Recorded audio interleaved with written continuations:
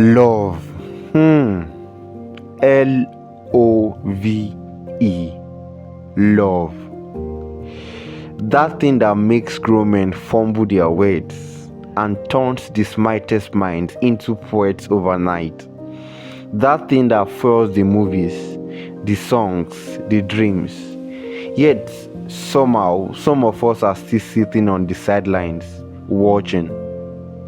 So, if you are single, don't scroll just yet.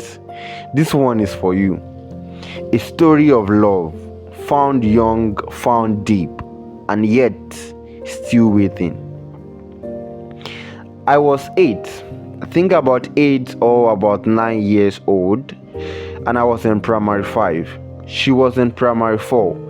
We were in same school, same playground, same everything. And somehow, to my little mind then, she was everything.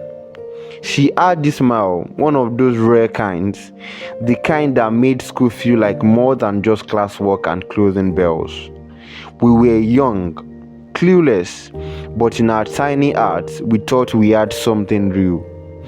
In fact, right now, I can remember a time where we were working together, and I can remember us contemplating the name we would give to our children. We were contemplating the number of children we would give birth to. That was how real it felt. Then came boarding school, just 1. That's basic 7. A whole new world, far from home, far from her. And that's when it hit me. Bro, what were you even doing? Love? At 8? I realized I had been playing a game way above my level. Too early, too young, too naive to know what love really meant. So just like that, it faded. Like a childhood dream that didn't make it to adulthood. But then, fast forward to last year. The same month I turned 20. And boom, love came knocking again. This time I wasn't 8. I wasn't clueless. I wasn't looking. But somehow, I still fell. And I fell deep. It happened so fast. I barely had time to process it at the start. But before I knew it, I was all in. At first, mind catching up later. But here's the plot twist. As strong as the feelings were, our differences were stronger. And no matter how much love tries to glue two people together, if the cracks are too deep, the foundation just won't hold. So, a relationship, it never happened. But friendship, that still stands strong. And you know what? I'm actually grateful. Because for the first time, I got to see myself in love. Not the I think I know what love is version of me. No. But the real, raw, so this is how I love version.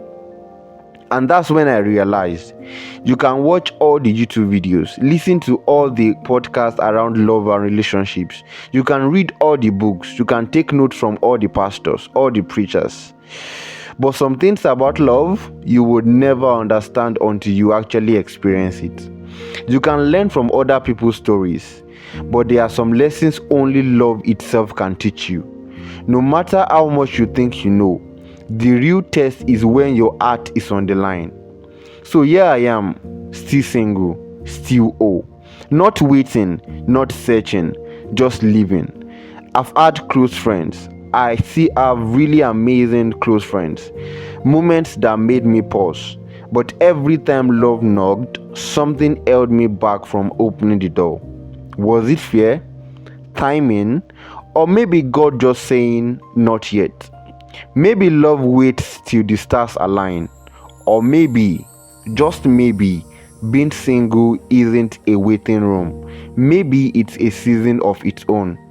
So to every single soul out there today, love isn't just romance. It's in the way you grow, the way you build, the way you chase your dreams. It's in friendships, in passion, in self-discovery. And if love is meant to come, it will. Not as something you chase, but as something that finds you when the time is right. So don't let the world tell you you are incomplete, because you are whole. You are enough.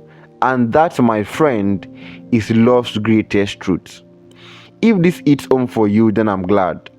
Love is a journey, and we are all walking different paths. So tell me, what's your love story? Where are you in the journey of love?